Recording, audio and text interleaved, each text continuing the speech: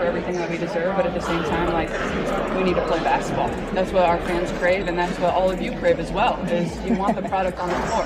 And at the end of the day, that's how you make the money, that's how you're marketable, that's what the fans get excited about, that's what the fans want to show up for. So, you know, it's business and it's a negotiation, and there has to be compromise on both sides, and, you know, we're starting to get down to the wire of it, and it's become really important, and, you know, obviously I want to help in any way I can, and I've tried to educate myself the best I can. Obviously I can't speak to every single. Imagine being at the peak of everything you've ever worked for. The spotlight is brighter than ever, the audience is finally listening, and the future you dreamed of is right there in front of you. Now imagine being told it could all be taken away. Not by a competitor, not by a failure, but by a stalemate in a boardroom. This isn't a hypothetical scenario. This is the exact precarious cliff the entire WNBA is standing on right now. An entire sport is holding its breath. The 2026 season is hanging in balance, caught in a high-stakes negotiation that could either cement this era as women's basketball's great breakthrough or become its most devastating self-inflicted wound. NBA fans are so excited because Caitlin Clark is finally back on the court playing basketball, and it seems like she is 100%. She is going 5v5. Team USA is currently holding their training camp. So all the ladies will be in Durham this weekend training. As you can see the roster here, Lauren Betts, Aaliyah Boston, Cam Brink, Paige Bueckers, Veronica Burton, Sonia Citron, Caitlin Clark, Kalia Copper, Chelsea Gray, Brittany Griner, Dearica Hamby, Kiki Ariafen, Rakia Jackson, Brianna Jones, Kelsey Plum, Angel Reese, Juju Watkins, and at the very center of the storm is the league's brightest star, Caitlin Clark, who just issued a warning so clear, so urgent, that it cut through all the legal jargon and financial talk. She said the words every fan is terrified of hearing. We need to find a way to play. But what she revealed next is the shocking truth behind why that might not happen. This is a fight over the soul of a league in the middle of a revolution. And before we dive into the battle, make sure you're subscribed and have notifications on. We'll change how you see every highlight, every game, and every headline about the WNBA from this moment forward. I think there are different things that we can find ways to say, no, like, we certainly deserve that and we're not going to compromise on that, and then other things that we can probably compromise on. But like I said, like, this is the biggest moment in the history of the WNBA, and I don't want that to be forgotten. Similar, like, it's important that we find a way to, you know, play this next season, and I think our fans, and even everybody that has played in this league that has come before us. In December 2025, at a Team USA training camp, the mood was supposed to be about basketball. The best players in the world, from Clark to Paige Bueckers to Angel Reese, were gathered to prepare for the future, but a shadow loomed over court. When Caitlin Clark stepped to the microphone, she didn't just talk about her recovery or her excitement. She delivered a message that resonated like a fire alarm, a stark warning that cut through the usual athlete speak and went straight to the heart of the league's precarious situation. She called this the biggest moment the WNBA has ever seen. Think about the weight of that statement. This is a league with decades of history, filled with legends who fought for every inch of respect. And Clark, the player who arguably embodies its explosive modern growth more than anyone. It's saying right now is the most critical point. for Caitlin Clark's answer. Thank you, Caitlin. This is the biggest moment the WNBA has ever seen, and it's not something that can be messed up. I feel like I have been screaming this at the top of my lungs through all of the messiness that has happened over the past 2 seasons in the WNBA. You have a moment right now in women's basketball, and specifically in the WNBA. You have a boom that we have never seen in the history of this league. Do whatever you can to not mess it up, and they've already done multiple things. That is like shooting. But then came the gut punch. She immediately followed that by pleading for the 2026 season to be saved. "We need to play basketball," she said. "That's what our fans crave. At the end of the day, that's how you make the money." This wasn't just an opinion, it was a strategic assessment from someone whose arrival helped spike attendance and TV ratings by astronomical percentages. She admitted the talks were complicated, but stressed there has to be compromise on both sides, revealing a pragmatic understanding that even in a fight for what you deserve, you must keep the engine of the business running. Against them. Kelsey Plum off the screen, kicks to Caitlin Clark for 3. Caitlin Clark up the court. Another three.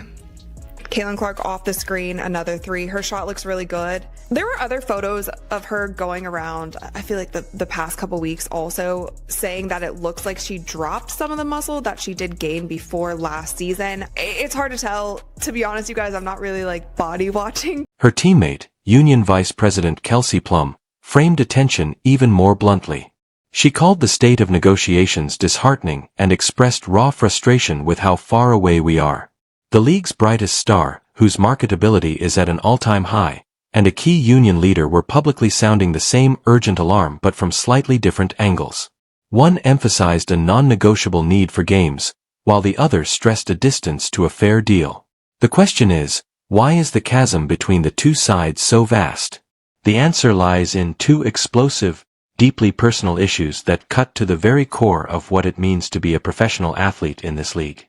One is a foundational benefit on the chopping block, and the other is a billion-dollar divide over the sport's future wealth.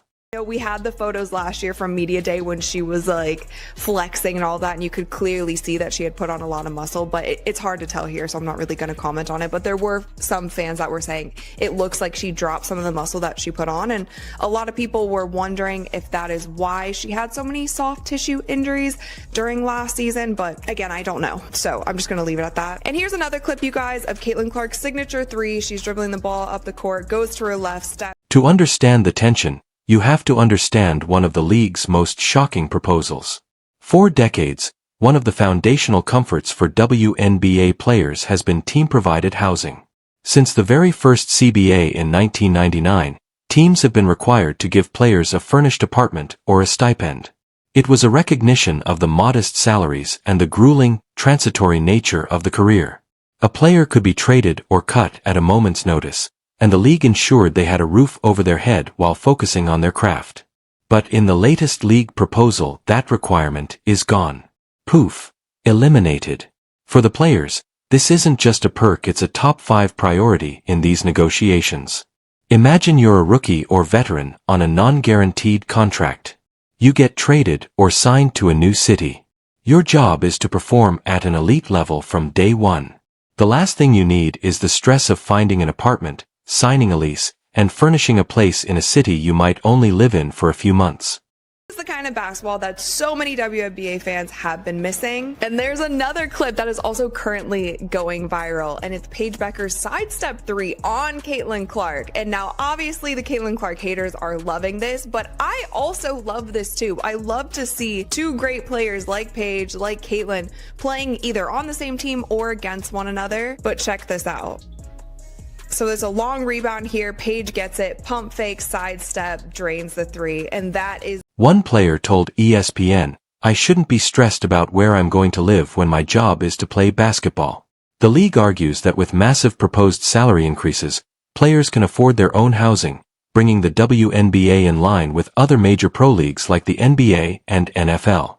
But players like New York Liberty guard Natasha Cloud fire back that this makes no sense.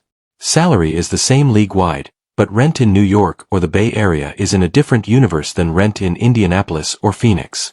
A huge raise could be swallowed whole by the cost of living in major markets, instantly putting those franchises at a competitive disadvantage when trying to attract talent. The league has offered to help players in certain transitional situations, like if they're traded mid-season. But for the players, removing this bedrock security feels like a fundamental step backward, not the progression to a more professional league they were promised. It's a removal of stability in exchange or higher, but unevenly impactful numbers on a paycheck, and this issue exposes a critical philosophical divide. WNBA a unique ecosystem that needs tailored solutions? Or should it simply mirror the models of older, wealthier men's leagues regardless of context? Housing is just the first layer of the dispute. The real war, the one that would define the financial future of every player for the next decade, is being fought over a single explosive number, the revenue share. If housing is the emotional heart of the fight, revenue sharing is the multi-billion-dollar brain. This is where the negotiations have hit a concrete wall. The WNBA is on the verge of a windfall. New media rights deals are set to kick in, and the league's value is soaring. The players see this historic influx of cash, driven in no small part by the attention they themselves have generated, and believe they are entitled to a fair, transparent share of it similar to the NBA's 50-50 model. The league's latest offer does include staggering salary increases on paper.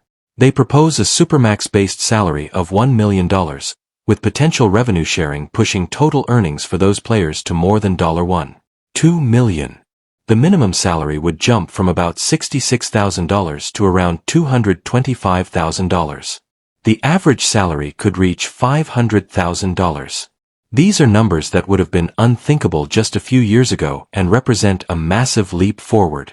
But here's where the players say the deal falls apart. According to reports, the fine print of the league's complex revenue-sharing formula would result in the players receiving less than 15% of the WNBA's total basketball-related revenue. Even more shocking, that percentage is projected to decrease over the life of the deal as league revenues grow. For context, under the current CBA, players receive about 9.3% of revenue. So while the raw dollar amounts look huge, the share of the pie they represent is causing outrage. It means that as the league grows exponentially, the players' relative piece of that growth would actually shrink. WNBPA President Nika Agwamike summed up the players' frustration perfectly. "We don't feel valued in these talks. I feel like we've been heard, but not listened to be shaped by this single document. They aren't passive bystanders." Angel Reese called them the young and turnt crew and stated clearly that the veteran fighting for their generation. Reese emphasized that everyone is riding to get on everything, preparing for a season but demanding a fair deal.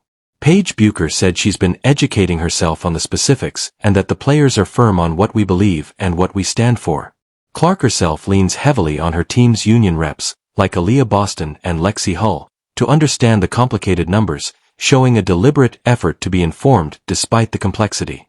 This solidarity across generations is a nightmare scenario for the league. It's now a divide between old stars wanting paydays and young players just happy to be there. It's a unified coalition.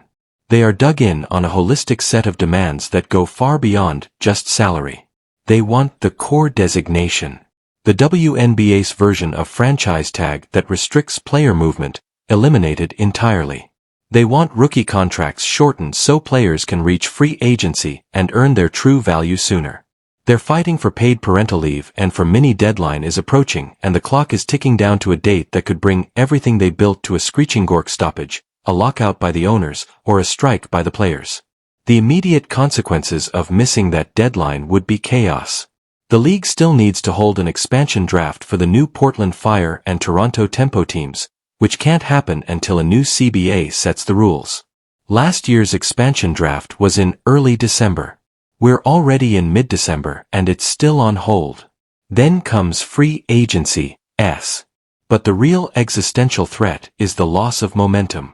The WNBA is coming off a season where it felt like it finally, truly broke through into the mainstream sports conversation. A work stoppage would be a catastrophic self-sabotage. It would tell millions of new fans who finally tuned in to go away. It would tell COT Power to trigger a work stoppage is a gamble with the very future they're trying to secure. The league, meanwhile, risks alienating its workforce and its fan base if it is seen as unwilling to share the wealth during a period of historic prosperity. So where does this leave us? We are in the final weeks of the most important negotiation in WNBA history. On one side, a league proposing record salaries, but seemingly willing to grant a truly equitable share of its booming revenue or preserve key quality-of-life benefits. On the other, a united players association, from legends or rookies, demanding nothing less than a transformational deal that reflects their worth and secures their future. Caitlin Clark's plea for compromise hangs in the air. It's a recognition that the perfect deal might be the enemy of the good one, and that the cost of not playing could dwarf the gains from any negotiation win.